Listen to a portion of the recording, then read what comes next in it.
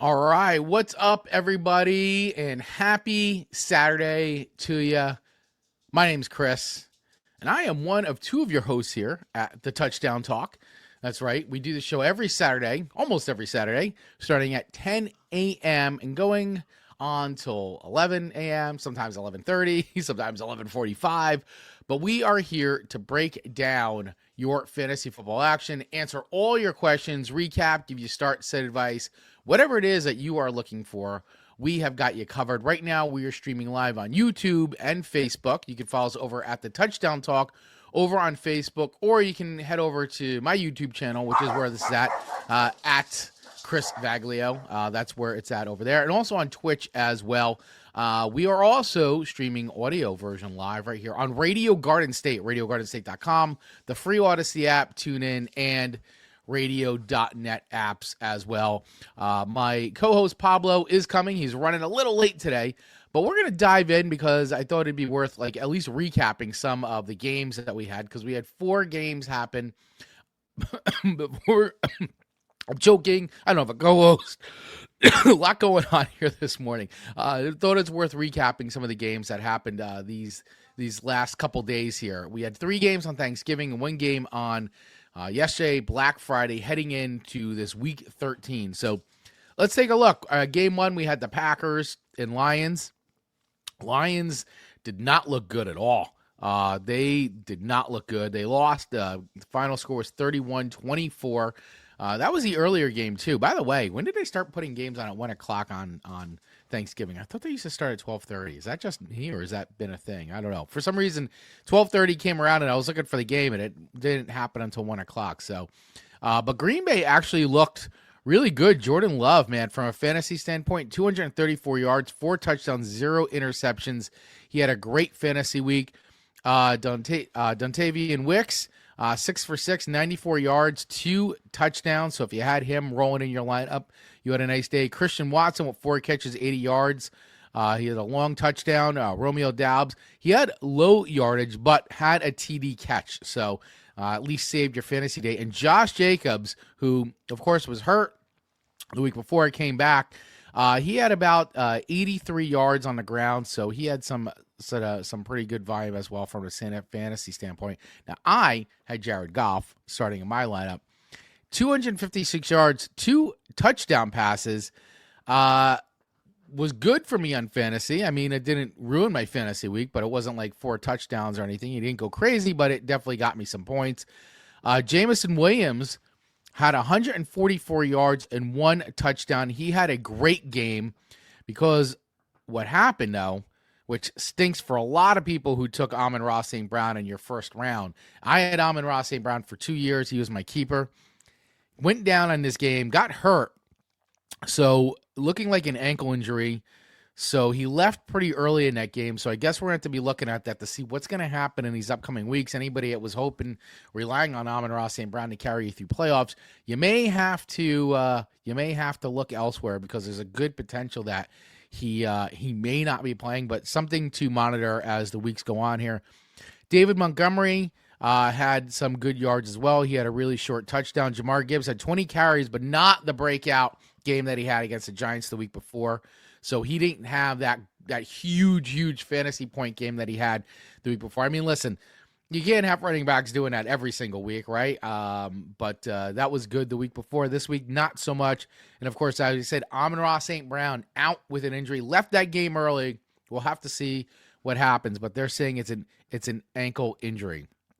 Right now, just hearing from my co-host here, Mr. Pablo Martinez, he's having some problems getting into the website. So well, hopefully he'll get in here soon enough. Let me send him the link one more time, just so he's able to possibly get in. So let's see what's going on with him. Sorry about that, guys. I know we usually have Pablo here. Hopefully he'll be able to get in soon. All right. So basically that was that game.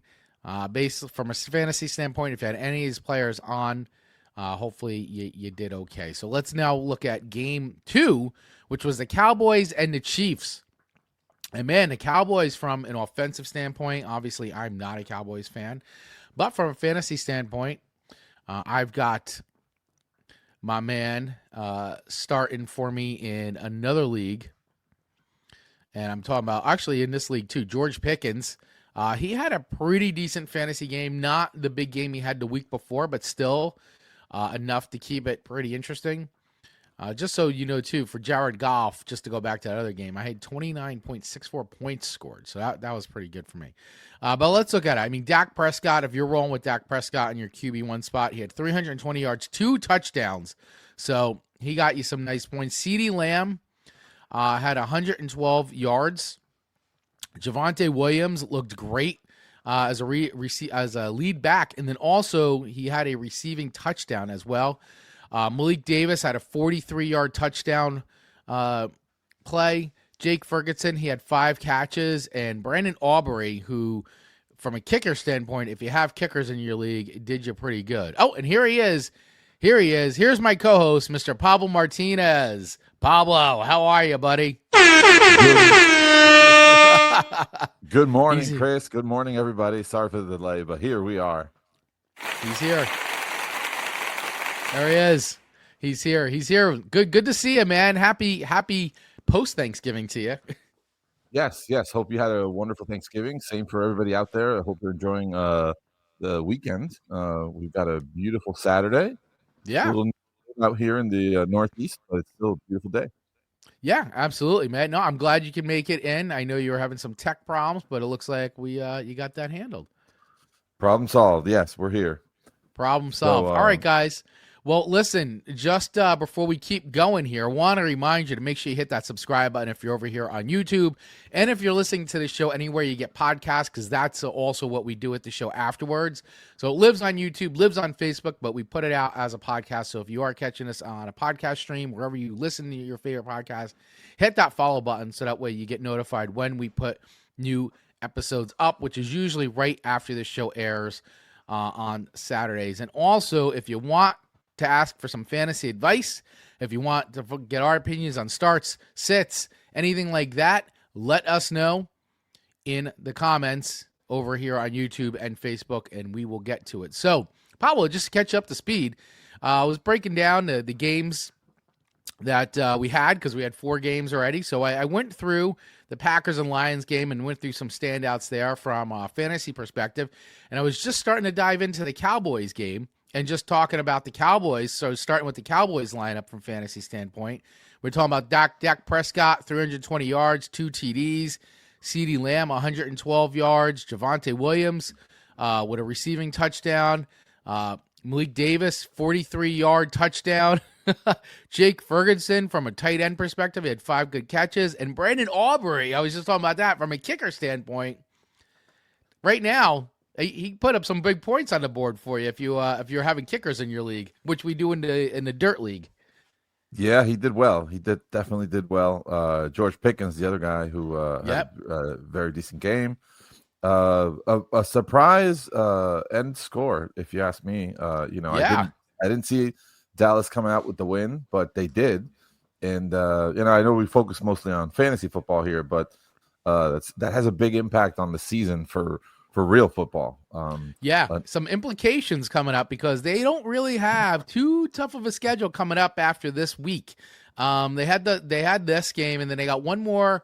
They're playing the Lions next week, which the Lions are now, like, all of a sudden feeling a little desperate for a win. So that could be a big ramification game for both teams, depending on who comes out on top. For sure. And another loss for Kansas City. Like, who would have thought that at this point, now they're looking at a losing record.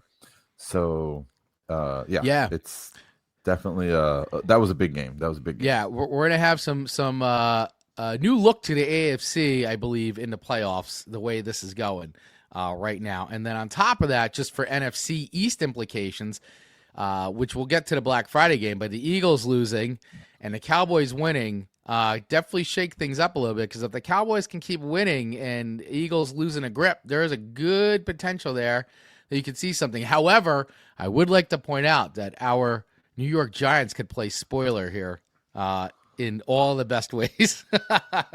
At the end of the season, yeah. At the end of the season, the Cowboys could be looking for a big win to punch their ticket in, and our New York Giants could spoil the whole thing, which would be absolutely nothing would be a better Christmas present than to see the Giants just destroy the Cowboys' chances to get into the playoffs.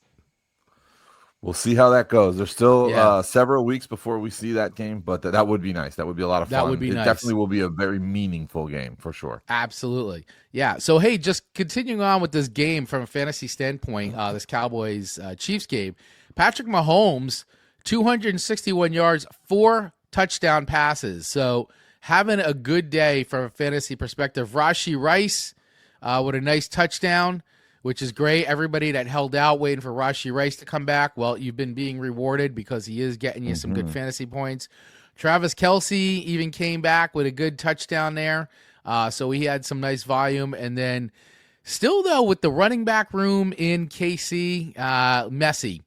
Not doing too much for you on fantasy. So if you're, you may be desperate and just being like, I don't have any other options. But if you are rolling with anybody from KC on your team from a running back perspective, try to get some other options. I mean, a lot of trades are done. That's it. Trade deadlines have ended in a lot of leagues. So I guess you're kind of stuck with what you got in some waiver wire there. So hopefully, though, you're not rolling with a lot of KC running backs. No, yeah, with Pacheco healthy, the odds were not too high for either of them, him or Kareem Hunt, to do well. Even in a very favorable matchup, they both were like meh. So that continues. If they're both fully healthy and available, they're going to split a lot, and it's highly unlikely that either one of them will be very relevant from a fantasy perspective. Yeah, so definitely look to see like where you might be able to maybe make some moves that could be relevant for your fantasy team. It's tough. It's tough when you get to this point of the year.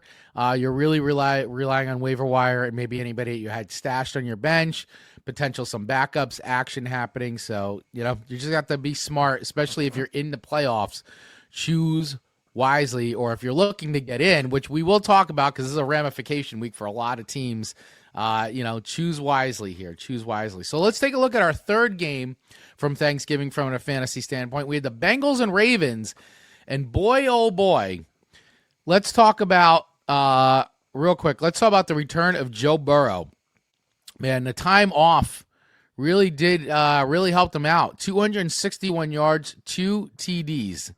Not bad for someone that's been out for many, many weeks, man. Coming back, looking good. And we saw Chase Brown have a nice game. 78 yards there. Not bad for Chase Brown there. Jamar Chase, of course, he's on my team. He's on both my teams. 110 yards, 14 targets, and he didn't even have a touchdown. No Jamar Chase touchdown. Unbelievable. We had Tanner Hudson score a touchdown. That was unexpected, right? Yeah, who has Tanner Hudson on their team? Yeah, not many fans, not many fantasy football players. But it certainly, I agree with you. It certainly did Burrow well to take a break, and he's healed. He looks good. And just in time for playoffs. Yeah, he's a huge boost to anyone who held on to him or maybe was able to scoop him up during the time that he was injured, because the schedule looks nice and he's an excellent player. So. Yeah, it's a good one. And also, if you were rolling with the Bengals D, who's been terrible, but if you put him in, you had a nice day because they had 5 takeaways. Yeah, for sure. The defense did well. Overall, I think Baltimore maybe at home didn't really live up to expectations. For those of us who have Jackson or were looking to acquire Lamar Jackson, this is not what we were expecting from our fantasy football players. Looking bad. Turnovers. The guy is definitely hurt. I mean, there's no doubt about it. He is definitely playing hurt. And if you were relying on Lamar Jackson to carry you through this season, especially going into playoffs, oof, I'd be nervous. I'd be a little nervous. Yeah. Yep. Agreed. Yeah, Derrick Henry did fared pretty well. Yards, but 100 plus yards there. We had Keaton Mitchell scored, and Isaiah Likely had a big goal line fumble. Oof, that was That was a bad fumble. Oh my gosh. That was painful. But yeah, aside from that, yeah, the rest of the Ravens did not do well. Zay Flowers, negative fantasy points. Yeah, Zay Flowers. Not what you want. No, not at all, man. So all these big names, these were all like, think back to the draft, Pablo. Think back to this year's draft and like how excited, it was to like get a Lamar Jackson or a Zay Flowers, like to get these guys drafted and to see where we are week 13 with some like, who would have thought? I mean, listen, and you got to say Lamar Jackson is hurt. Like the guy is hurt. He's out there. He's trying to play, but when do you think, do they pull the plug on it, Lamar Jackson, knowing that he's out there hurting? Do you think they're going to pull the plug on it, or they're just going to try to ride it out for the season? Well, I mean, it's hard to bench your guy because at that point you're legitimately just giving up. Like if you decide to go move away from Lamar Jackson, that means that you feel like you're no longer in contention. You don't have what it takes, and their record is still 6-6. The Steelers are 6-5. So I don't think they do that no matter how bleak it may look at this point in time. I think that, as an organization, you have to bet on yourself and hope that at some point you can correct course and navigate successfully through those playoffs. We'll see how it goes for the Ravens. Yep, absolutely. All right. So that was the breakdown of the Ravens and Bengals game. Let's take a look at the fourth game that we had this week, which was yesterday's game, the Black Friday game, which I got to tell you, man, I really enjoy having Black Friday football. I like having Thursday, Friday, Sunday, and Monday football. It's great. I really enjoy it. We just need a Saturday game one of these. Just need a Saturday game. NFL's not going to try to compete with college, at least not yet. We'll see what happens. They I think we get one. Labor Day weekend. I think we get one during the holidays, like it's closer to Christmas. I think there might be one Saturday game out there, but we'll see. Which would be, usually we'll get the Saturday games during, playoff time and all that stuff because college football is kind of done. So, but I got a feeling, we might be seeing some NFL action on Labor Day weekend on a Saturday because they saw what college is doing, and I think the NFL wants a piece of that. Sure, why not? So, absolutely, no, that would be great. Yeah, so let's take a look. Yep, go ahead. Sorry, the Eagles game. The Eagles game. Another surprise. Another big surprise. Another surprise. Yeah, big surprise. As Giants fans, we're very happy to see the Eagles lose. Couldn't happen to a worse team. I love it. So, but the Bears coming up on top 24-15. This was definitely a shocker of a game. And I got to tell you, Chicago, who has kind of been bad for a bit, is really, really starting to look like a good football team. Kyle Monange, 130 yards and touchdown yesterday. Like that's 4 straight games of a rushing touchdown for him. Look at that. That is great. If he is on your fantasy team, well, kudos to you because I think you picked up a sleeper hit for the season on that one. I think so too. The running game was strong yesterday. Swift also had a good game. They both did very, very well. 125 yards and a touchdown. So you had two running backs, 130 yards and 125 yards. That is just awesome. Yep. Just because Philly, I don't know what is going on with their defense. I don't know if those guys had too much turkey last Thursday and they're running slow, too much carbs. But man, oh man, the Bears running game was strong yesterday.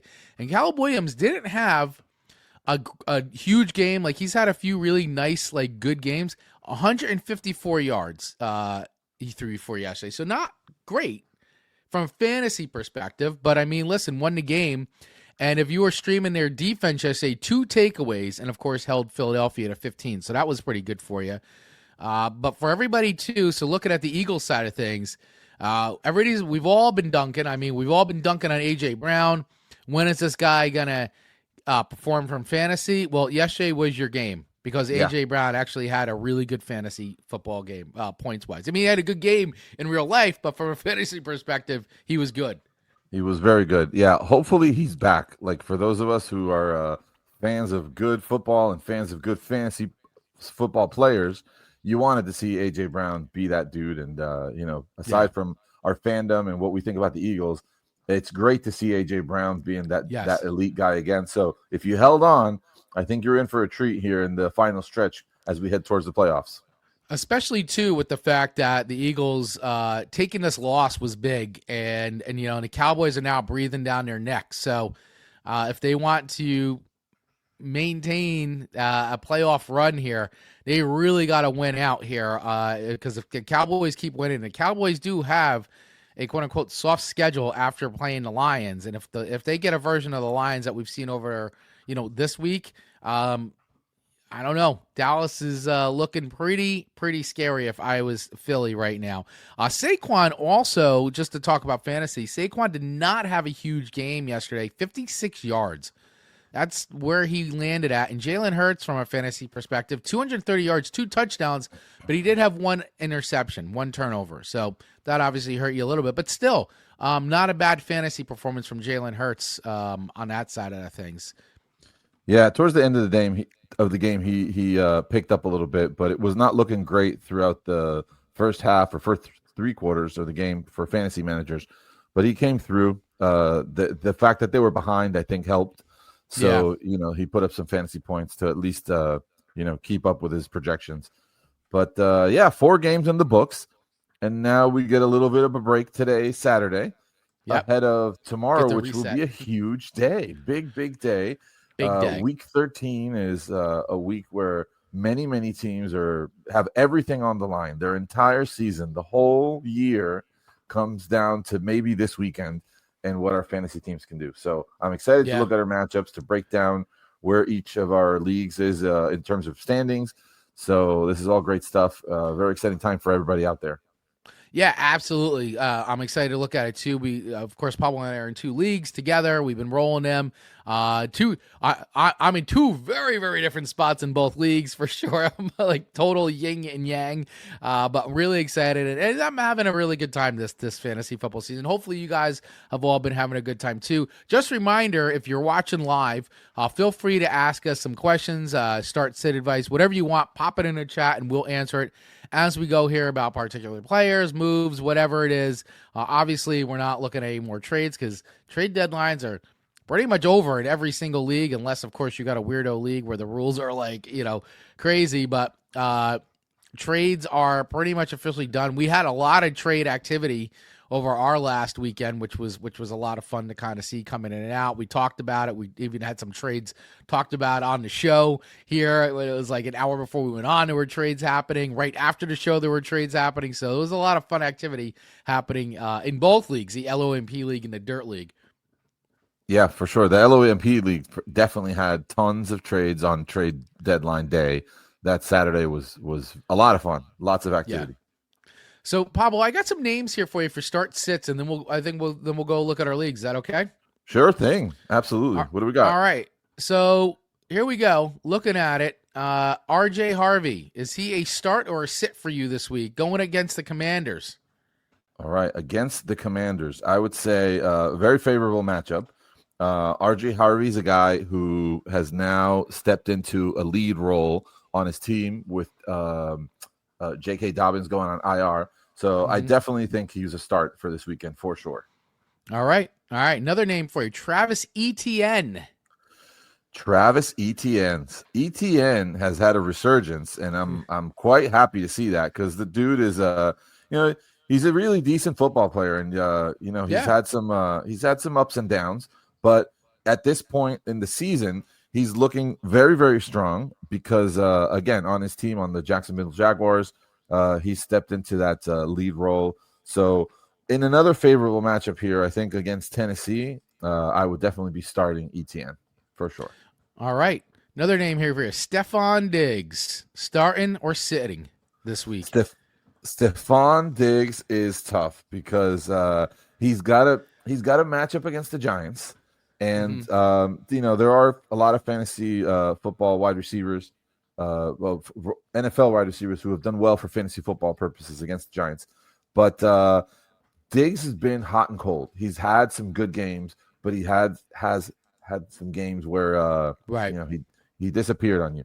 I'm going to say that I would start him, but I would not feel the most confident throwing him in my lineup. Start him and cross my fingers, hope for the best.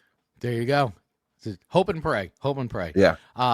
Parker Washington, another name here coming up, and definitely seen some action from him a little bit. He's buzzing a little bit. Is Parker Washington someone you would start or sit this week? He has been doing very well. He's definitely been doing very well, and I think again on the Jacksonville Jaguars, a team that's still pushing. I like the matchup. He's playing against Tennessee this week. I would start Washington unless your team is really doing well at wide receiver. But he's a good plug and play as a flex spot if you need to. All right. Okay, here we go. Here's another name for you. We'll leave this. We'll leave this as our last one, and we'll get into some of our league picks here. But Rico Dowdle, see someone you're firing up this week, or are you giving him the bench?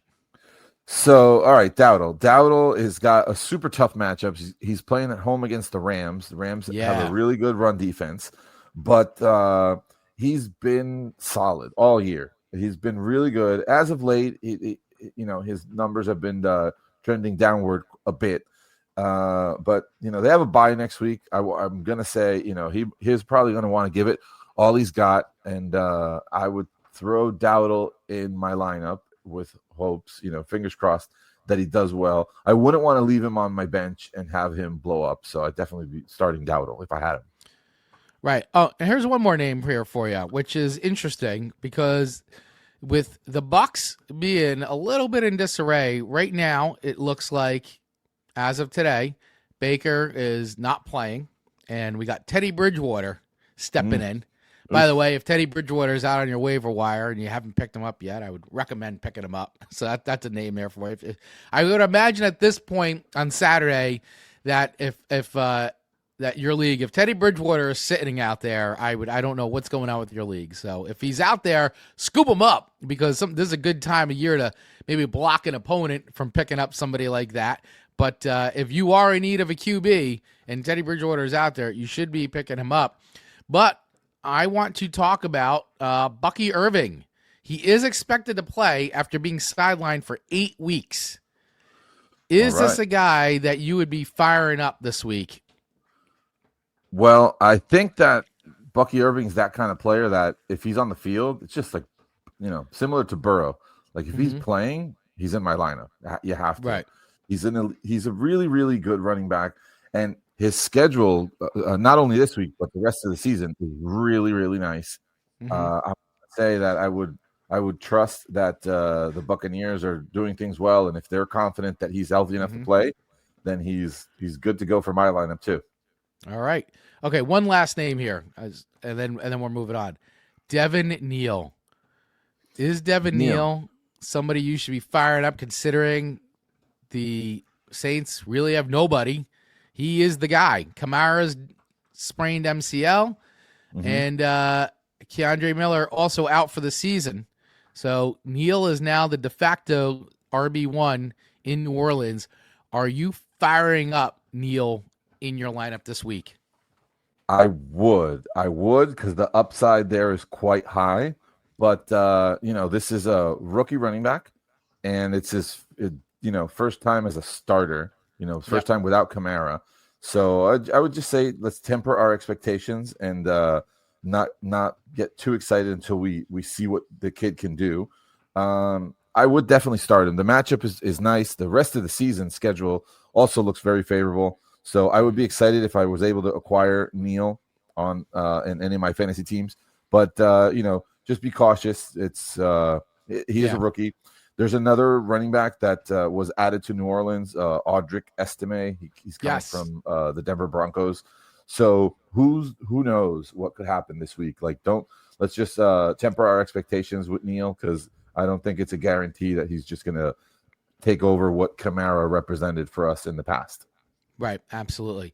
And should we all be worried in Tampa with our wide receiver core? If we're all rolling, if we got a bunch of Tampa wide receivers who've been a gift that have kept giving all season long, should we all be worried right now? Or is it just, hey, I think we're going to be okay. Teddy's got it. Man, what do you think? Is it panic button time in Tampa with wide receivers. I definitely think it's time to be nervous about it because you don't have much of a choice. I mean, if you have Egbuka, like you're not benching him. You know what I mean? Like Right. if you have some of these wide receivers that have been so positive for our fantasy teams for so long, the quarterback change is not great, but at the same time, they're still really good wide receivers. And if Teddy Bridgewater can put it together and he can be maybe a serviceable option and still have these wide receivers produce well. We don't know that. We're not going to find out until we see it. So we're just going to have to trust it and throw them out there. Unless you have tons of great other wide receiving options, which most teams don't, then we're throwing those Tampa Bay wide receivers in our lineup and hoping for the best. Yeah, we're going to have to hope and pray. We're going to have to hope and pray a little bit. Yeah, a little bit of that this time of the year for sure. Yeah. All right, guys. Well, that's it for our start sits. If you got any other questions about who you want to start or sit this week, let us know in the comments and we will answer them. But it is time to look at our league picks for our lineups happening, our matchups happening this week in our leagues. We are starting with the LOEMP League. That is a League of Extraordinarily Mediocre People's League. And currently, at our standings, yours truly has clinched the first playoff spot in first place. And I'm going to savor it for as long as I can. That's right. But yes, I've officially locked up the first playoff space, leaving 5 more spaces open. And this could be the week. This week, we can see some more playoff spots scooped up. Yeah, definitely. This will be a week where more playoff spots will be clinched. Others maybe still up for grabs after this week. So week 14 is probably going to be very intense as well. But yeah, congrats to you. Congrats to your team. Go Off My Lawn, locking up that first playoff spot and, making a solid push now to get in to get a bye in week 15. Yes. And position yourself in that top 4 early on. But yeah, the matchups are great, and the race here is pretty tight. We have 8 teams with chances. So your team is already in, and we got another 7 team pushing for 5 spots. Unbelievable. I mean, look at this. We have Keith's cool team and your team, my friend Bark at the Moon, both 8-4, both vying for spots here. Team Keg at 4th place. At 7-5, Swift Kick in the Pits at 7-5, Manja Magic at 7-5. Then we got 2 6-6 teams, Scotta Boom and Suck My Dicka at 6-6, and then Super Lamera Brothers, who are as our league champ from last year at 4-8. Grudy McGrudenface at 4-8, and Go Suck a Dak at 3-9, and CD's Nuts at 3-9. And both of these teams are duking it out for last place in that case. Yeah. There's still a consolation bracket, so there's still some season left for those teams as well. Those leagues that have a prize at the end of the year for that last place team, good for you. We're still developing one for this league, but it's so much fun to have something very, very meaningful on the line, even if your playoff contentions are no longer there. Yeah, but I mean, look, it's just unbelievable with how tight it is in these teams, man. 8-4, 2 8-4 teams, 3 7-5 teams, and 2 6-6 teams. Unbelievable. Wow. Yeah. And of course, last year, the Cinderella story of last year was Wayne's team getting into the playoffs at 6-6 and winning the whole thing. So listen, guys, just because you're sitting on the top of the mountain doesn't mean you're winning a championship. You can have that dark horse come in, and all it takes is to go on a run, and boom, 6-6 team is champ. It can work just like that. So, this is why you gotta play it as Pablo said, play to the end. Gotta keep going, keep making the moves. We see what's been happening in the NFL each and every week. Guys that are star players going down, guys not performing. Once again, Lamar Jackson. You thought you got Lamar Jackson at the start of the season in your draft, and you were all smiles, and now look what's going on. It's like we don't even know if he's going to be able to carry you through the playoffs now. So all that kind of stuff really weighs into it. So you can absolutely still get in. Ken Ventry coming in. Tina, least points scored, but least scored against. Still has a shot. That's a great point, Ken. Great point there. Absolutely, yeah. Sometimes it's you need to have some luck, and in this case, Ditka's team has definitely been benefited from not having tons of blowout games scored against her. So yeah, put together 6 wins so far, and has a serious chance to make a playoff push still. Two very important weeks coming up. Yeah, absolutely. So really important week here in fantasy. So let's take a look now at our matchups here and looking into it. And what is Yahoo? I didn't look yet. What is Yahoo designated as our game of the week here in this league? LOMP has Scataboom and Bark at the Moon as game of the week for this week. This is a big game. Let's take great. This is a good game of the week game here. Two decent teams going head and head, and I gotta tell you, Ken's team really benefiting from Joe Burrow coming back. I mean, Joe Burrow couldn't have come back at a better time for Scataboom, considering he's trying to get into the playoffs here. And Joe Burrow coming back right in time, right in the nick of time to help his team out. And we're looking at it. And you also were rolling with Jalen Hurts. And, while Hurts, they didn't win the game, from a fantasy perspective, didn't have a terrible game. I mean, you still got 24.5 points. This is Burrow. Had a little bit more, 29.5 points there. But looking down these lineups, man. Nico Collins, Deebo Samuel, Ted McMillan, Darnell Mooney, Ladd McConkey. Unfortunately for you, my friend, Amon-Ra St. Brown went out early in that Lions game. And who knows if he's coming back. Ankle injury. Awarded you 0 points on Thanksgiving, unfortunately. So that kind of cut into your points there. But looking down, Tyrone Tracy, Kareem Hunt, 9 points for you. Breece Hall, but Chase Brown helped you out with 18.30 points. Then we're looking at Juwan Johnson, George Kittle. Darius Slayton listed as questionable right now. He is limited again, hamstring. That was yesterday's report, so Ken's going to have to keep an eye on that. Of course, that's a Monday night game too, so he's going to have to make a decision on that, whether or not he's going to be having Darius Slayton filling in his flex spot. We talked about Parker Washington before. You are firing him up. And then Jackson Dart, another quarterback who's coming back this week, starting, clear concussion protocol, is playing Monday night against New England. And, of course, you got Aaron Rodgers going into Buffalo, baby. Wow.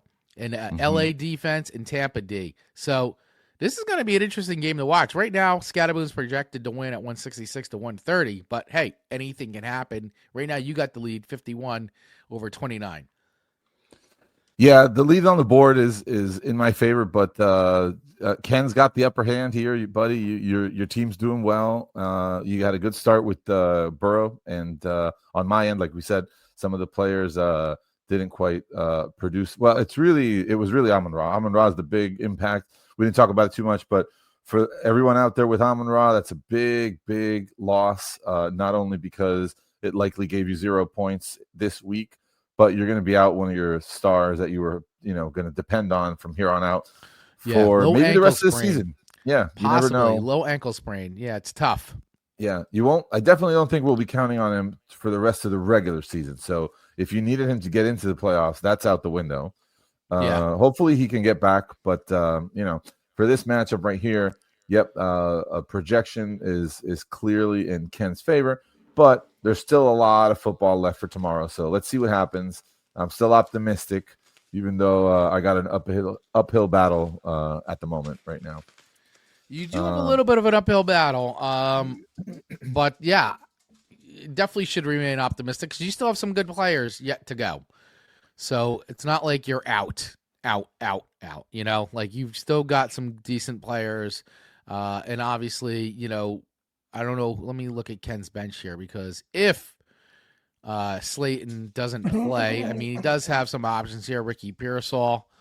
He could always throw in there. Dalton Kincaid also listed as questionable at the moment. He's got another hamstring injury, so you probably couldn't put him in there. So maybe his only play would be to swap out Ricky Pearsall, or I guess he can throw in Chris Rodriguez if he had to, who's also playing Sunday night if Slayton doesn't go. But because it's a Monday night game, he's going to have to make a decision on that sooner than later, because obviously there's not many moves you can make once you pass Sunday. Yeah, I was gonna point one thing out, not too relevant for this week, more than likely, but there's a quarterback I picked up on. So he's on my bench, Riley Leonard. We were talking about Teddy Bridgewater just now, and because that's because maybe Bridgewater will play.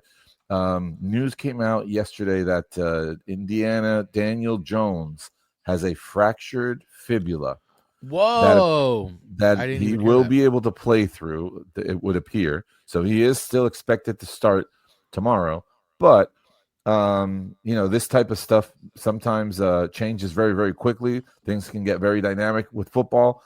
It only takes one play for something to not go the right way. And now maybe all of a sudden there's a Riley Leonard on the field. So just wanted to bring that up. Doesn't seem like it'll be relevant for this weekend, but something to keep an eye on there with Daniel Jones, because he's been great and his schedule looks fantastic. So hopefully we do get to see Daniel Jones play the rest of the season out, but let's see what happens.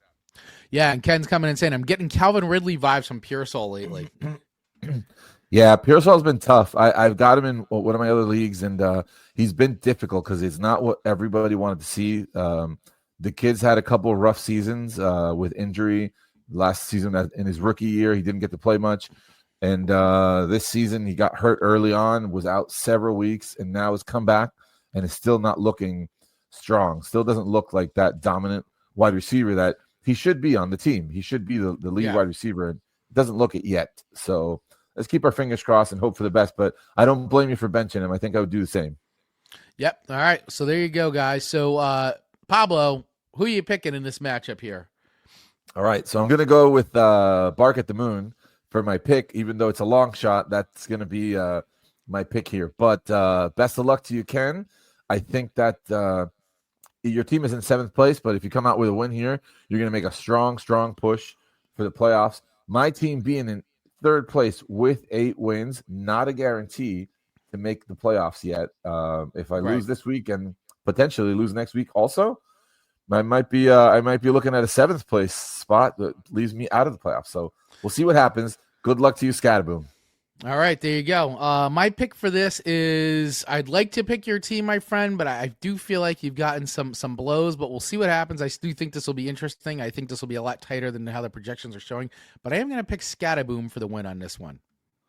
Smart choice. Yeah. Ken's saying you can weather a loss here, Pablo. Come on, bro. Yeah, well, let's see what happens next week. Let's see what happens. Right. Yeah, it's we'll see. Very because, close race.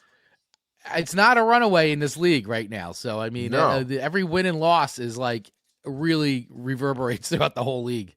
Yeah. 2 losses, I think, really put a big question mark on my team's, projection the rest of the season. But let's see what happens. Let's take 1 week at a time. Yep. All right. So let's go over to our next match. And by the way, I just want to say, I see Ginger Ninja trying to come on as a guest. If you can hear this, Heather, it's not letting me bring you in because your camera or your audio is not connected. So just letting you know, I don't know if you're aware of that. But if you're trying to actually come in to be a guest, either your audio or your camera both need to be working, because otherwise it's not letting me add you to the stage. So just letting you know if you're trying to, if you're really trying to get on here, because we'd love to have you on, but it's not letting me do it. So, all right, I just saw her leave, so maybe she's trying to get that fixed, technical-wise. It'd be great to have it. It'd be great to get her on. Hopefully we get it fixed. Yeah, that would be fantastic. Yep. It'd be great. All right, let's look at our next matchup here. CD's Nuts versus Super Lamario Brothers. So we got the former league champ, or current league champ, I should say. I shouldn't say former yet because the season's not over. The current league champ, who's sitting in 9th place at 4-8 versus CD's Nuts, last place at 3-9. Right now, as it stands, Matt Dunn's team, the 12th place team, is projected to win at 137-109. And we were talking about Lamar Jackson, and Wayne being a Lamar Jackson manager, really on the losing end of that matchup big time, because Lamar Jackson 9.79 points out of a projected almost 30 points. As we said, 249 pass yards, 17 completions, 2 fumbles though, and he is going up against C.J. Stroud, who's going into Indianapolis, and projected at 23 points. Man, oh man, this really puts Wayne in a hole. And Wayne had a lot of guys go already, by the way. If we look down his lineup, we said Lamar Jackson. He's got Wan'Dale Robinson, DJ Moore, who I also have did nobody any favors yesterday, with only 17 yards, 17 receiving yards. Michael Pittman Jr. He had Derrick Henry go at 17.90 points. Javonte Williams at 17 points. Mike Gesicki, Cincinnati tight end, only 3.90 points. Pacheco, who we were talking about earlier, 5.30 points. And Caleb Williams, who, while he won the game, didn't have a crazy fantasy game, 154 passing yards and one TD pass for 15.71 points. Now, when we look to the other side, of course, we said C.J. Stroud, but we still have Khalil Shakir. Devontae Smith played. He got 9 points, but we got Jalen Waddle, Bijan Robinson, Dylan Sampson. Not a name we've talked about at all this season, really, but he is getting started. He's getting the start on this team today. He did have, I think he had a touchdown last week, didn't he? Oh, yeah, he had a 66-yard touchdown on Cleveland. Jake Ferguson, who played with 8.60 points. Jordan Addison, Tyler Show is in the Superflex spot, and of course, we're rolling with Jacksonville versus Denver D's. Wow, this is actually a pretty significant game, even though it doesn't look like it, 12th and 9th place. But, Dunn does not want to stay in the basement here, and a win here is really going to help those basement chances. Yeah, no, I think, Wayne's team, unfortunately, with a couple of key players there not hitting where they needed to hit the mark, put him at a big disadvantage, and Dunn's team, CD's Nuts, is looking like an easy pick for me. This will, I know it's tough to say so early on that this is easy, but I think that that Dunn's team is strong, and now that we already see that DJ Moore and Lamar Jackson didn't have a great game, I think Wayne's team unfortunately has a big disadvantage projected at 109. So still has more points on the board at this time, but CD's Nuts will be my pick for this matchup. Yeah, and considering more than half of Wayne's team played already over the course of these 2 days, that's also, it doesn't give him too much room. He really only has 3 more players to go. Two players and a defense yet to play. So his point ceiling is pretty limited at this point. So, it's a little tough, but what are you going to do for the Lamar Jackson issue? We were talking about it earlier, a really tough one, to deal with. In this case, Wayne's team was already out of contention, but if you're trying to make a playoff push with Lamar, it's becoming very, very difficult. Hopefully, he could turn it around. Another guy I'd like to see, get back into form and put up solid fantasy football production. Yep, of course. Yeah, so my pick for that is also CD's Nuts. All right, let's go over to our next matchup, Crudy McCruden face versus Team Keg. Team Keg, who really, for most of the whole season, sat pretty much at first place for a good part of the season up until recently, as I have now dethroned him. But he is sitting at 7-5. We're talking about these 7-5 teams, sitting in fourth spot, the fourth place. Crudy McCruden face 4-8 at 10th place. Right now, projected to lose 147 to 190. Team Keg with a huge lead already. 127 points coming out of these 2 days. Josh's team with 24 points. We talked about it, Patrick Mahomes. What a big fantasy day. Even though they lost, 43.19 points, 4 passing touchdowns, 261 yards, 23 completions. He's got Rashee Rice, 27.40 points. Christian Watson, who had a nice game, 19.30 points. Jahmyr Gibbs, who didn't have the game he had against the Giants, but still, 68 rushing yards and 3 receptions, 11 points there. Travis Kelce, who did get a touchdown, 15.50 points. And Josh Jacobs, once again, not a huge game, but still very serviceable with 10 points there.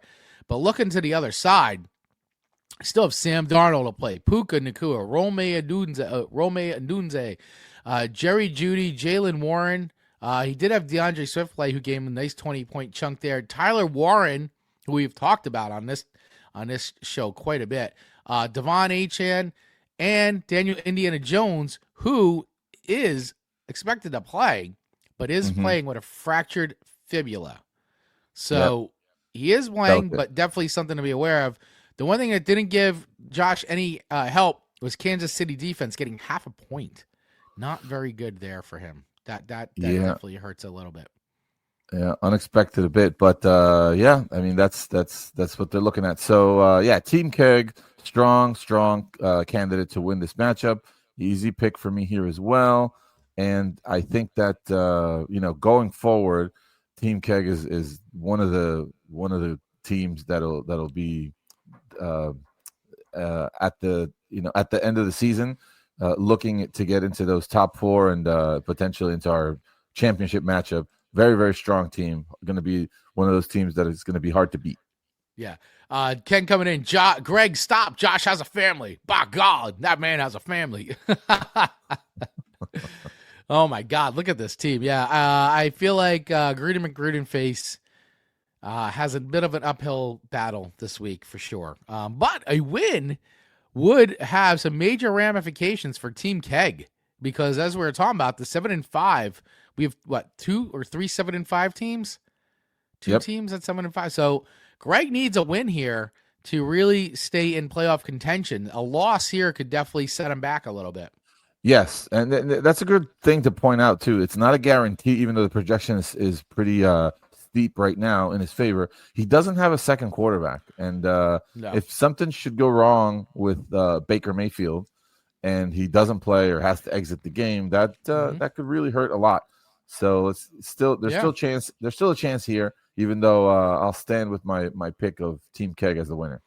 Right now, he is expected to play right now, but a lot of that can change. And Teddy Bridgewater is there. So if Teddy Bridgewater is available in your waiver wire, I would definitely bench stash him now because scoop him up. Scoop him up, get him going. So, and we did get a question here. Here we go. Fantasy starts at lineup, 12-man PPR. I don't know. Is that you're asking a question? Or is that question? Sorry, 12-man PPR, 1 QB, 2 running backs, 2 wide receivers, 1 tight end, 1 flex. His QB is he's got Purdy and Mahomes. CMC, Jones, Walker are his running backs. Benson and Rodriguez, all running backs. Wide receivers, Olave, Diggs, Pierce, Jennings, Terry Goodwin, and then tight end Barner. Oh, I have Barner too. I think I'm going to drop him. Waller, and Rams, Bucks, D. All right. Yeah, played Mahomes. Yep, we got that. Thank you. So that's coming from Country Boy Jazz 9423. By the way, thanks for the question, buddy. Appreciate it. Yeah, great question here. So, all right, we already played Mahomes for 2 running backs. Definitely CMC. Definitely CMC. Fire. What other running back are you leaning with there, Chris? Aaron Jones, Kenneth Walker. I don't know that Trey Benson is playing yet. Well, you know how I am, and I have Kenneth Walker, and I've had a love-hate with Walker all season long, but I think you got to fire him up. He's still the starting running back, and I am starting him this week. I'm starting him this week, so I would start him for sure. And then so Walker and CMC, the 2 running backs, 2 wideouts. Olave in. Definitely Olave in. Diggs or Jennings for me. I think I'm going to go with Stephon Diggs. I think I'm going to go with Diggs on that one. Diggs. All right. I would stay away from any Bucks running back, wide receivers if you can help it. Just in case. Yeah. No. Smart move. Tight ends. I don't think Waller's playing yet either. He's coming back soon, but I don't think he's back. So Barner's it. Yeah, I have Barner and I'm benching him because I've been burned by him. But if he's your only choice, then you got to fire him up. You don't want to leave it empty. You can at least get some points. As a flex, who would you throw in after that? Do you like Jennings more, or would you go Aaron Jones? I think I go Aaron Jones. I was gonna say I think I go Aaron Jones. He's been pretty good lately. I think I would trust him a little bit more. And then defense, I would go Rams. Rams this week? Yeah, I'd go Rams this week. You gonna go Bucks? All right. No. I think I'd go Rams too. Yep, against Carolina. Yeah, against Carolina, I feel good about the Rams. Yeah. And he's coming and saying, I'm torn between Jennings, Godwin, and Terry Jones for the flex. Godwin has the best matchup against the Cardinals with Baker possibly playing this week. I know. It's going to be a real game time decision there, man. Godwin, I mean, I love him too. I've had him, but has not been where he's been at. He's still playing. I don't know. Weirdly, I think he's still injured. I don't know. The situation there is very murky. So you're going to really have to trust your gut on that one. I would not play him. Same. I love Godwin. Can't put him in my lineup too. until I see it happen. I mean, I would go with Jennings. Yeah, I think so. Over Terry Jones too. I would go with Jennings over Terry Jones in the flex. You go with that too? I would definitely go with Jennings. Yeah. Yeah. All right. Well, hey, Country Boy Jazz, thank you. Hopefully that helped, man. Yeah, Jennings against Cleveland. Yeah. I would go Jennings against Cleveland. Yeah. Man, I know Cleveland's got a good D, but I mean, they're still Cleveland. Still, yeah, I would go that way. It's the Godwin thing is he's scored fantasy points in 3 games this year so far. That's it. And he hasn't had double digits yet. So no, we're all hoping, we're all waiting for that giant monster game. I don't think it's coming. I don't think it's coming this season. Especially with the questions at quarterback, like I wouldn't want to start Godwin. No. Yeah, I mean, and even if Baker plays, there's no guarantee he's going to finish the game. Shoulders tough. He takes a hit, falls the wrong way, he could be out again. So it's a shaky thing there. I mean, I don't know how bad it is, but listen, it's whenever you're doing that. And listen, Baker's a tough guy, but pain is pain, and if he's hurt and he can't throw the ball or whatever, I would I don't know. Just suspect. I would try to get by this week with any kind of Tampa stuff. Mm-hmm. That's my opinion. But thank you for the question there, Country Boy. And I appreciate it. Yeah, that was great. All right. So where do we leave with this matchup here? Team Keg. So I go with Team Keg. Go with Team Keg on this one. How about you? Team Keg? Team Keg for me, yeah. All right. Very good. All right. Keith's Cool Team versus Suck My Dicka. We've got number 2 versus number 8.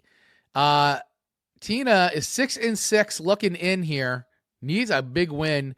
Keith's Cool Team, he's sitting at number 2. Right now, projections are very heavily in favor of Keith's Cool Team, 157 to 117. We got Josh Allen going up against Trevor Lawrence, DK Metcalf, Michael Wilson, Zay Flowers, who we talked about, disappointing, 0.10 points, 0.10.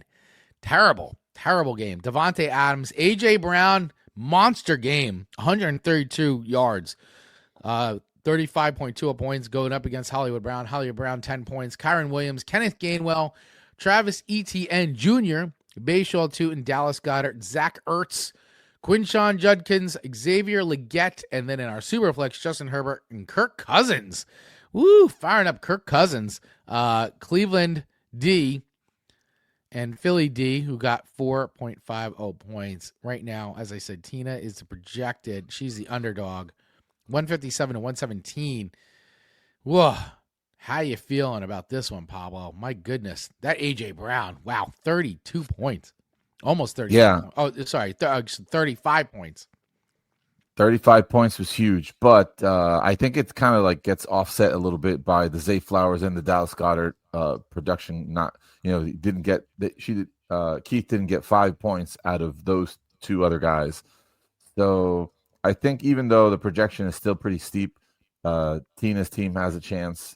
She only had 1 player go. She had she played the Philly defense. They didn't do great, but I still think there's a chance here for Tina's team.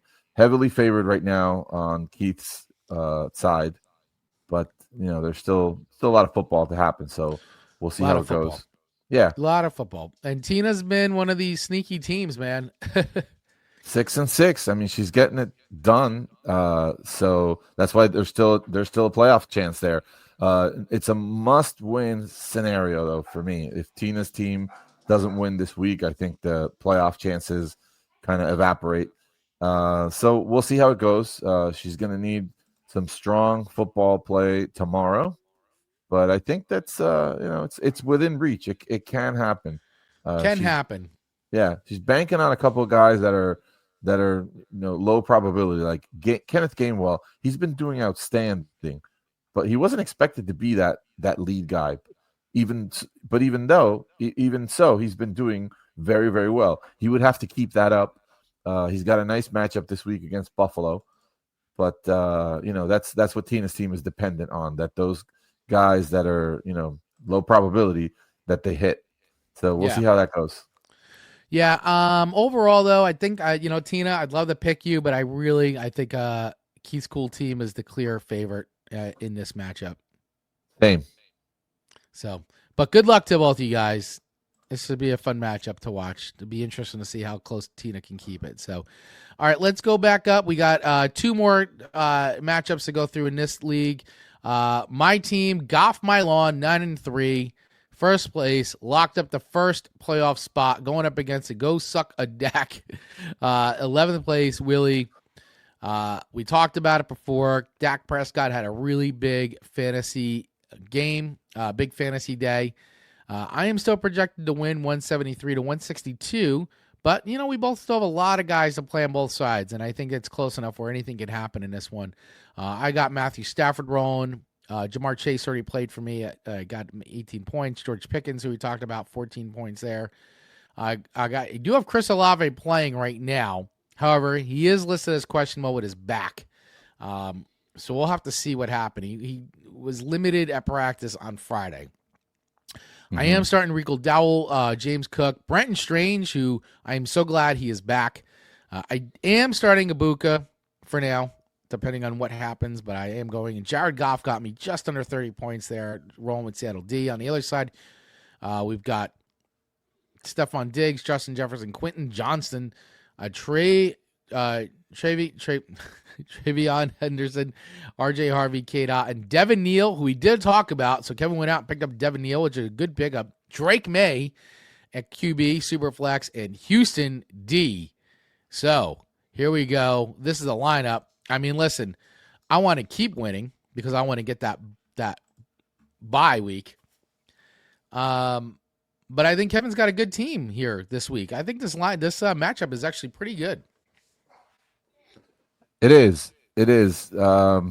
His team has been strong. He's probably one of the teams that makes me scratch my head the most because I know he's got a good team. He's got a good lineup week in and week out, and yet he still has had so many losses. A couple of bad beats here and there. Yeah. But for this week, I think you got your work cut out for yourself, my friend. Even though your team is excellent. Your team is really, really good. There's a reason I think you're still leading the league in points. You're in first place, but Willie's team can definitely put it on. So good luck to you this week. Thanks. I don't, I'm not like, I got this. Like, no, there's not a at lot all. He's got a lot of big names on his team that can put up some big points very fast. So. Yeah, it's going to be close. It's definitely going to be close. I'm going to go with the trend of the season and say that the 9-3 team will beat the 3-9 team, but it's a lot closer than it would seem on paper. 100% agree. I think much closer than what it says on paper here. But I am going to pick my team because I should. But this is close, man. I'm gonna be sweating it a bit. I'm gonna be sweating it. So. Good luck to you, Willie, because I think this is going to be a really fun one to watch throughout the day. Yeah, he's got big names, man. I mean, I'm looking, we talked about it before. Stephon Diggs, and he's rolling Drake May. So, I mean, there's a big opportunity there. They are playing the Giants on Monday night. So it'll be interesting to see what version of the Giants show up. Are we going to get a strong D for 3 quarters and then soft D in the last quarter? We'll see. Hopefully not, but we'll see. Yeah. We'll see what happens. But we'll see what happens. So. All right, well, there's our pick for that one. Let's go into our last pick in this league. Swift Kick in the Pits is my brother's team, sitting at 7-5, 5th place, going up against Manja Magic, another 7-5 team. This is a big game for both teams here, man. 5 and 6, huge implications on this one, big time. And this is what the 2 6-6 teams want to see, or 6 and 7. I forget at this point where we are. 6-6, I think it is. 6-6, yeah. Tina and Ken, they're waiting for one of these two teams to fall behind to be able to take their spot, and this is a perfect opportunity for that to happen. 2 7-5 teams going against each other. One of them is going to take a firm step towards those playoffs, but the other team is going to be left with quite the big disadvantage. Right now, projections have Swift kicking the pits, projected for 177 versus Manja Magic's 154. Points are on the board already, 52-24 in Manja Magic's favor, but Saquon Barkley, the big disappointment there for Manja's team. Yeah, absolutely. Only eking out 5.60 points. We were talking about 56 rushing yards for Saquon. Really not a good game in real life and in fantasy for him. But rolling with Jordan Love. Jordan Love had a really good game. 4 touchdown passes, 234 yards. Helped Manja Magic big time there. I mean, right now the projections are still in Swift kicking the pits favor, but she still has some big names to come up here. Juwan Jennings coming up. I mean, Romeo Doubs put up 10 points, not bad. Troy Franklin, of course, she is rolling with CMC, so hopefully CMC going into Cleveland, might be able to help her out there. Trey McBride, Ramondre Stevenson, and then we saw Jacoby Brissett, who really is having a Cinderella year here. Loving it. Loving to see Jacoby Brissett come back and really perform well. Good for him. She's also rolling Buffalo D, who are going into Pittsburgh. But on the other side, we got Atlanta going into Jets. Now, that's got some big points written all over it, potentially. Brock Purdy, Ashton Gentry, was one of these guys that everybody was excited to draft this year. And unfortunately, he's on a terrible team. He's on a really bad team. So just from a fantasy perspective, not doing what everybody would want him to do. But either way, I mean, he's, last game he had 24 points, almost 25 points. So can he do the same thing against the Chargers? We'll see. Brock Bowers, Woody Marks, another big name. We talked about K9 before. Cortland Sutton, CeeDee Lamb, JSN, Jackson Smith, Nigma, who's been having a great season over there in Seattle. And, of course, Bo Nix going into Washington. So a lot of big names there on that side.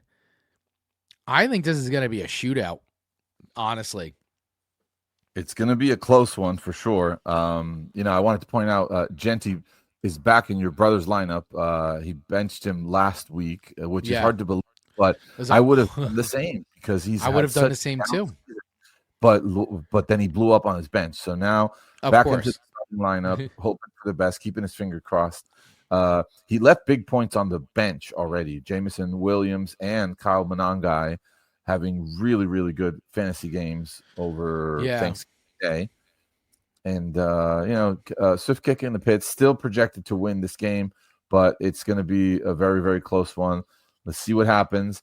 I'm going to make my pick here. I'm going to go with the underdog. All right. I'm going to pick Manja Magic for the upset and see what happens. But it'll be very, very close. It wouldn't be surprised at all if it was the other way around. Yeah, I mean, this is definitely, for me, this is game of the week to look at here. I think this is going to be crazy. I can only imagine. I know Manja's going to be nail biting and cursing at the TV. I can see it I see what's going to be going on. Swift kick in the pits is going to be sweating it, I think. So I am going to go with Swift kick in this one, though. I think that, and I know Manja Magic has brought the magic before, and I very well may bring it again because that's hence the team name Manja Magic. But I'm going to go with Swift kick in this one. Very good. All right, so we split our picks. Let's see what happens. This will be a very, very close one. I think also my choice of game of the week in reality, even though Yahoo chose something else. Yeah, I do too. So, all right, guys, let's move on to our other league that we're in because we got a lot going on in this league too. A lot of implications going on for the Dirt League, which is our other league that Pablo and I both play in. This is a half PPR league, and man, oh man, look at these standings. And Ginger Ninja, who was trying to come in before, I guess having some tech problems. We'd love to have had her on the show today because I think it would have been great because Ginger Ninja sitting in first place, 9-3, locked up the first playoff spot. Congratulations, Ginger Ninja, who is just dominating this season, man. Dominating, absolutely, just crushing this whole season. She's had a really, really great season so far. She's been one of those managers who benefited from lucking out with Jonathan Taylor. Once you have one of those guys, all you got to do is put a couple other pieces together, and you've got a monster team. That's what's been happening here with Ginger Ninja. Super strong team in first place right now, and making a strong push to get a bye in week 1 this week. Has a nice matchup to play against Manja. The top 4 teams going against each other. I really like the way the standings came into play in this league. I mean, look at this. Season. Look at these standings, man. Look at these numbers. We have 3 8-4 teams, 3 6-6 teams, 3 5-7 teams, and 2 3-9. Unbelievable. Unbelievable. Yep. Except for those last 2 teams, everybody else still has playoff chances. A big week 13 is upon us here. Yeah. And the way the matchups broke out too, like the top 4 teams play against each other, so that gives a lot of room for the other teams that have 6-6 records or 5-7 records to play against each other and get that upper hand if they come out with a win. Yeah, I mean, this is really, you just said it. I mean, a ramification week 2 for a lot of teams, my team included, because I'm trying to get wins just to stay out of the consolation bracket for the poop trophy, because I'm sitting currently in 9th place, but I really just want to keep winning, so I'm just out of contention for poop trophy there, because I don't want that in my house. I don't want the poop trophy in my house. Nobody does. I'm motivated to keep winning on that one for sure. So this week's matchup of the week, according to Yahoo, which I think is a great matchup of the week, which is going to be our first place team versus our third place team. So that would be Ginger Ninja at 9-3 versus Manja at 8-4. And looking at the projections, Manja is the underdog, 121 to 143. However, leading the matchup at the moment. She already had Dak Prescott play, Devontae Smith, but she still has Troy Franklin to go. She had a lot of her players go. Jamar Gibbs, Saquon, who we've talked about, Mark Andrews. Not good. These 3 players did not have good fantasy games, and that definitely stings a bit. So didn't help her out, but she still has Travis Etienne Jr. to go. She did have Caleb Williams play. We had Kami Fairbairn as a kicker and Pittsburgh D. And then looking to the other side, Ginger Ninja still has 10 players left to go. Bo Nix, Devontae Adams, Wandale Robinson, Kenneth Gainwell, Jonathan Taylor, who we were just on, Hunter Henry. She did have the benefit of George Pickens rolling. She's got Geno Smith starting in her super flex and San Francisco D. So, all right, Pablo, Manja needs a win here. Yeah. Needs a win. It doesn't look very, very probable. She already had a lot of players go on her team, and they didn't really perform extremely well. So clearly, Ginger Ninja projected to win for a strong reason. Has a lot of great players still coming. It's a huge game. It's one of those. Yeah. I really agree with this one being the game of the week. Heather, a win here puts you in the top 4. You go straight into semifinals. You get that bye if you were to win this weekend, which you are projected to do. That will be my pick for this matchup. I think Ginger Ninja is going to get the win. On Manja's side, already had her 2 quarterbacks go, already had 2 running backs go. There are a lot of her firepower already passed. So yeah, I really think that on Ginger Ninja's side, there's a lot of potential there. She's rolling with Geno Smith. That's the one spot that I want to point out. She's choosing to bench Aaron Rodgers, who missed last week, but is now cleared to play. But he's got a hand injury. He's got a wrist. I think it's his non-throwing wrist. So I definitely can see how we would feel more confident starting Geno. Best of luck to you there with that choice. That's probably the hardest choice of the lineup, in my opinion, right now. Nope, I agree with that. But I think it's the smart choice, especially if you're not trusting Aaron Rodgers at the moment with the injury. So Listen, I think it's a good play. Whoops, I just automatic. Oh, there we go. I lost the lineup there for a second. So yeah, I'm gonna go with Ginger Ninja as well in this matchup. I think that just really due to the fact that Manja did have a lot of her firepower go already, and I think that and she didn't get great performances out of some of her top three guys. At least her two running backs just did not help her this week. So, and Devontae Smith not putting up big points there. Those things hurt, and I think ultimately Ginger Ninja comes out with the win. Yep, I think so too. Both you guys. Good luck to both of you. Yep.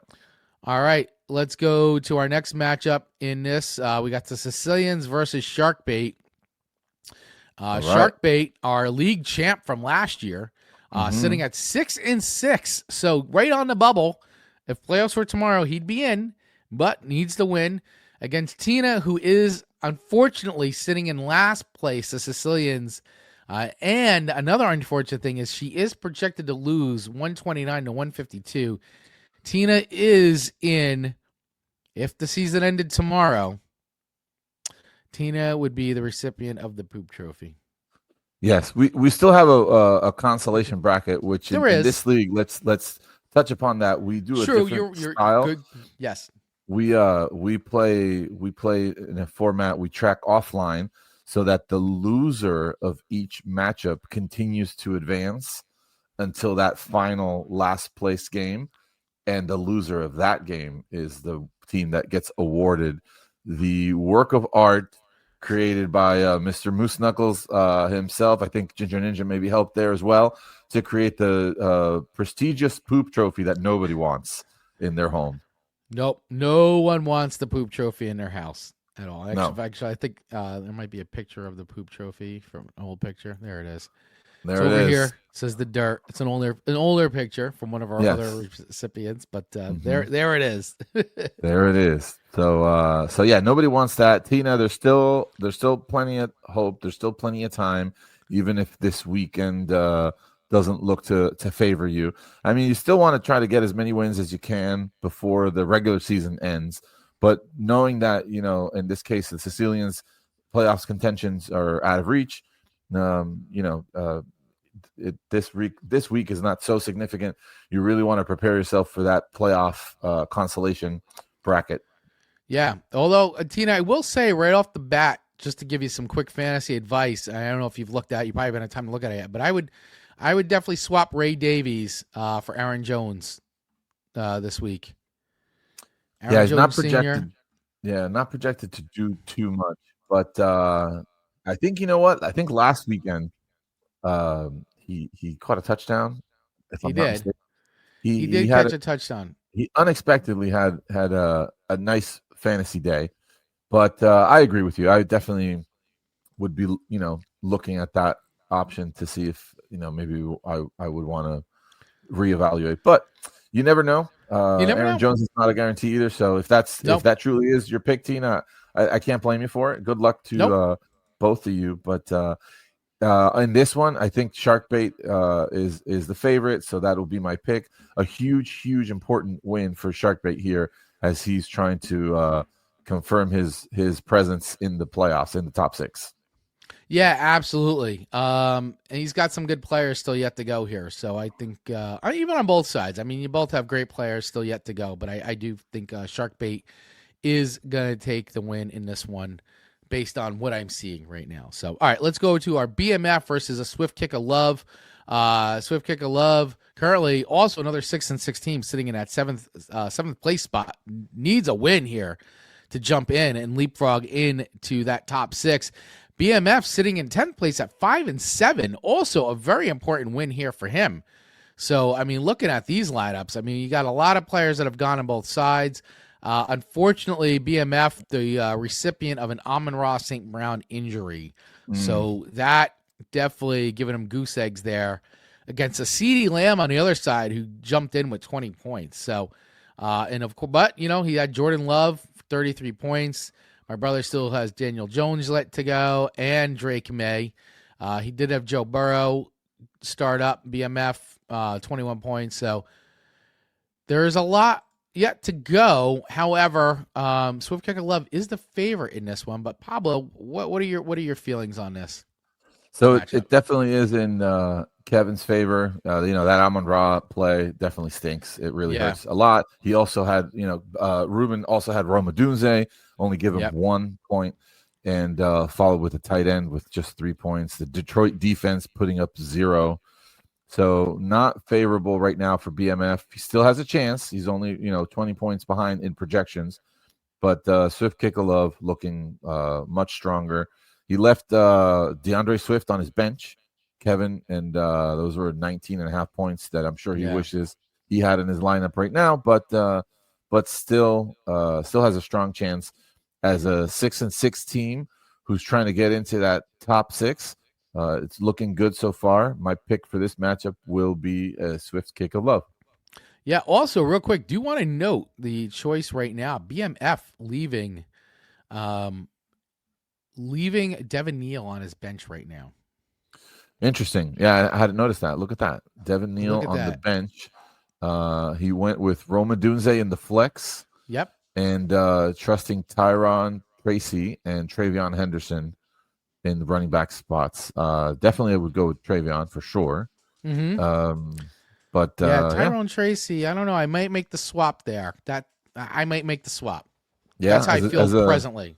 As a Giants fan, you definitely feel like for fantasy purposes, the rookie has more upside against Miami than Tyron Tracy does.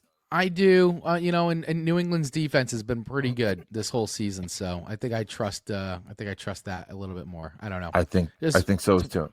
It's where I'm at currently. Yeah, I would agree with you on that. Yeah. So, all right, guys. So I'm gonna be picking quick kick of love in this matchup. Where are you at, Bobo? Same. I'm gonna go with Kevin for the win here. All right, there you go, Kevin with the win. All right, our next matchup, going back to the top here, is my team, the Killer Bears versus Prima de los Matador. Another interesting matchup with some good implications here. Prima, Mikey's team, at 6-6 in 5th place, needs a win. Really needs to keep winning here. Me, I'm 5-7 at 9th place, and a win here would definitely help me out big time. Puts me at a consolation bracket, maybe. But just to keep winning, and a potential 2 wins in a row. I don't want to get ahead of myself, but my playoff hopes may actually still kind of be alive if I can put together if I can kind of win out a little bit here. They actually are. The 3, 5, and 7 teams can still put together back-to-back wins and put up a really, really strong argument to make it into the playoffs. It's a tall order. It's not very easy tall to do. And right now, it's not looking like the projections are in your favor. But you never know. So keep at it. Keep watching. Keep chugging along. Yeah, keep staying on top of your lineup, making sure players are active, and you don't get any surprises last minute. But there's definitely a chance for all 3, 5, and 7 teams. Yeah, obviously, looking at Prima, he had the big benefit of Patrick Mahomes having a big fantasy day at 35 points. I had Jared Goff go 22 points, not bad. But I'll tell you who hurt me. DJ Moore, 3 points yesterday, just not good for me at all. Jamar Chase, not a monster game, but also not bad, 14.5 points. I still have Matthew Stafford to go. Going into Carolina, I'm hoping I get some big quarterback play out of Matthew Stafford tomorrow. Hopefully make up some of that point losses that I got there. And, I still have Devon A-Chain, Quinshon Judkins, K9 still to go. So I still got some players. I mean, he's got some players on his side too. So we'll see. We'll see. But I'm going to pick my own team anyway, despite the projections. Very good. Very good. So I'm gonna my pick here will be Prima de los Matador. I think he's got got the upper hand at the moment. He does. And, his team looks pretty good, so that'll be the pick for this matchup. Best of luck to you both. Thank you. A big game here. The winner definitely takes a nice step forward. A loss for Prima de los Matador would put him in a really, really tough spot with 1 week left. Yep. Yeah, absolutely. So good luck to you, Mikey. All right, let's go to our second to last matchup here. Uruguay, your team, my friend, sitting in second place, 8-4, versus the number 4 team, Chris Carr. Show me your TDs. Talk about an implication game. both teams need a win, considering how many people are breathing down each other's necks here. So a win here, my friend, would really, really help you out big time and possibly lock up a spot here, I would think. I mean, that's an implication there is you locking up a spot. Show me your touchdowns and he's a win to really stay in this because he's tied with you. So a big game for both you guys. It is big. It is big. Projection right now is blowing show me your touchdowns out of the water. So absolutely. I'm very, it looks very like a complete fortunate. bloodbath right now. Yeah, I'm very, very lucky right now that things are looking well. My kicker got 24 freaking points, man. That's is unbelievable. Outstanding. Yeah. So not looking good for this week for show me your touchdowns. Clear and easy pick for me will be my team. This matchup right here, it's a really important matchup for two teams that are pushing for a bye. I think both of us are already locked into the playoffs. I think all three 8-4 teams are locked into the playoffs right now. And this matchup was really to see who's going to end up in those top two spots and potentially get a bye in week 15. Right now, looking very, very good for me, but there's still one more very important week next week. So keep at it, Chris. Good luck to you. Yep. And unfortunately, we were talking about before, Zay Flowers, terrible game, negative points there. So not what you want on it's so close here at the top where you need to keep the wins coming. But either way, good luck to you, Chris. I am also going to pick Uruguay as well. I feel like Uruguay is a clear winner in this matchup for sure. So we do have a quick question coming in from YouTube. Jonathan Santiago coming in with the question, Wan'Dale or Sutton full PPR? I would go with Wan'Dale Robinson. He's the number one receiver right now in New York, and Dart's coming back, and him and Dart have had a good connection. I would go with Wan'Dale over Cortland Sutton. But Pablo, how do you feel about that? Full PPR, Wan'Dale or Sutton? You know what? I'm taking another look at Sutton's matchup. It's against Washington, and it is favorable. It is juicy.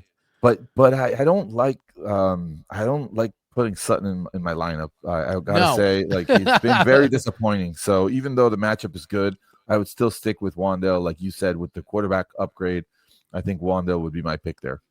Yep. So there you go. Hopefully that helps, Jonathan. All right, our last matchup here: Moose Knuckles versus Bodie McBoatface, 8th place team versus 11th place. Moose Knuckles at 5-7. We talked about these 5-7 teams, man. Definitely not officially out. A win would be big. Bodie McBoatface, who's been a multi-time, 2-time league champion here. I think 2-time league champion here in the dirt. Not having a good season at all. Has really spent a lot of the season in the basement in the league, just due to injuries. Really more than anything, plagued by injuries, and really set her back. But currently, right now, not the projected favorite. Moose Knuckles is projected at 159 to 108 for the win. And, I mean, it looks pretty clear, although Lamar Jackson on his team did not do him any favors, but he was a benefit of a 30-point A.J. Brown game for sure. So that really actually helped him out, that A.J. Brown performance. Big time. Offset that Lamar performance. I tried to acquire A.J. Brown from Moose Knuckles multiple times this year, and the negotiations didn't pan out. So he's being rewarded handsomely now with a nice performance this weekend. And I really think the rest of the season is probably going to be very close to what we're looking at here and not what it was earlier in the season. Projected to win by a landslide here, Moose Knuckles, 50-point projection lead. That'll definitely be my pick. It's a big matchup for Moose Knuckles. He needed the win. He's got high odds to make the playoffs. Since this is the last matchup, once we're done looking at the lineups here, and I want us to take a minute to go back and look at the standings. Yeah, we'll look at and look at what those potential paths look like. But he's definitely the strong team here. And it's going to be my pick for the win, Moose Knuckles. Bodie having a down year. I will go with Moose Knuckles as well. I think it looks pretty clear he's going to take the win in this one. So that is my pick for this one. So that was our last matchup. Congrats to everybody and good luck to everybody as well. Let's go back and take a look at these standings, because this is a very big week in both leagues, but this league in particular, very big week considering where where people are in the standings here with the wins. Of course, once again, Ginger Ninja in the lead with 9-3, locked up a playoff spot already clinched. Yeah, and well on her way with the current projection to lock up a bye too, if she wins this week and put herself into the top 4 of the season. Congrats there, Ginger Ninja. Yep. Great season. You're doing a great job. I think that even though Yahoo's not putting that asterisk next to the 8-4 teams, they're also locked into the playoffs. And the reason for that is because in order for any of these 8-4 teams to fall out of the top 6, they're going to need 3 of those 6-6 teams to get 2 wins and also reach that 8 win mark, right? And next weekend, we have Prima de los Matador playing against Sharkbait. So it's not possible for all 3 of those 6-6 teams to get 8 wins. So that's why, even though Yahoo's not doing the math there, thinking, looking ahead at next week's matchups, those 8-4 teams are definitely confirmed into the playoffs. That leaves 2 spots open for 6 teams, 3 6-6 teams, 3 5-7 teams. Right now, all 3 6-6 teams are projected to win.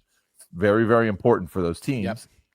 Out of the 3 5-7 teams so far with current projections, 2 of them projected for loss. Moose Knuckles would be the team that would still remain with a strong chance to make that push. And as we look at that final week's matchup, I know this is really getting ahead of ourselves because this current week 13 is not over yet.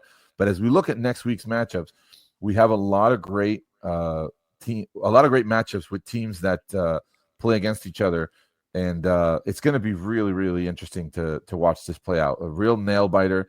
Moose Knuckles, even though he's in 8th place right now with only 5 wins, has a really, really strong chance, if he can confirm a win this weekend, to get himself into those playoffs. And Prima de los Matador, I was talking to Mikey yesterday. Prima de los Matador, even though they're winning now and Sharkbait also winning, because they play against each other, I don't think that they both make it into the playoffs. I think that the losing team next week has an extremely high probability of missing the playoffs, even though they have such a good record right now, and they're also winning this week. So it's really red hot. The final 2 weeks in this league are absolutely outstanding. A lot of fun to watch. Good luck to everybody out there. Chris, your Killer Beers team still has hope. Keep up the good fight. Still man. has hope. There's still some hope. There's still some hope. Never give up. Never give up. That's right. Never give up. Never surrender. For sure. But at least I'm doing okay in the other league, so that's good. But You're doing pretty okay there in first place. Yeah. But hey, guys, that wraps it up for today's Touchdown Talk. Week 13, here we go. Many teams. This is it. This is possibly a last stand for a lot of your teams out there. So, but keep fighting all the way to the end. Keep an eye on waiver wires. Keep an eye on last minute swaps, things like that. If there's somebody out there, even if you don't need them, you know what? It's okay. Pick someone up to screw your opponent. It's all right. It's okay. It's all fair. If you see a Teddy Bridgewater out there, pick him up. Go get him. Scoop him up. Get him. Absolutely. Because you never know, especially if you're a Baker owner. Everything. You got to pick up everything you can because you never know who could become relevant. So, smart move for sure. Yeah, absolutely. So, all right, everybody. Well, hey, hope you all had a great Thanksgiving. I know many people are still going out and celebrating Thanksgiving, still doing some traveling, going to friends and family's houses. So everybody have a good time, stay safe, do all those great things. We'll be back next week for some more Week 14 action and reviewing a lot of these results that we've been talking about and seeing where the chips are going to lie. We're going to have a much clearer playoff picture after this week for sure. Should become a lot more clear to see who's going to be facing who, and potential championship matchups and the whole shebang. So it's going to be a good week. Yeah, for sure. Safe travels, everybody. Enjoy your long weekend, and good luck this weekend with your fantasy football teams. Yep. All right, guys. Thank you for watching. Thank you for listening. Make sure you hit that subscribe button right here on YouTube So that way you get notified when we go live. Of course, follow Radio Garden State at RadioGardenState.com. Follow the Touchdown Talk at the Touchdown Talk over on Facebook. And, of course, Instagram at Touchdown Talk NJ. All right, guys. Have a good one. See ya.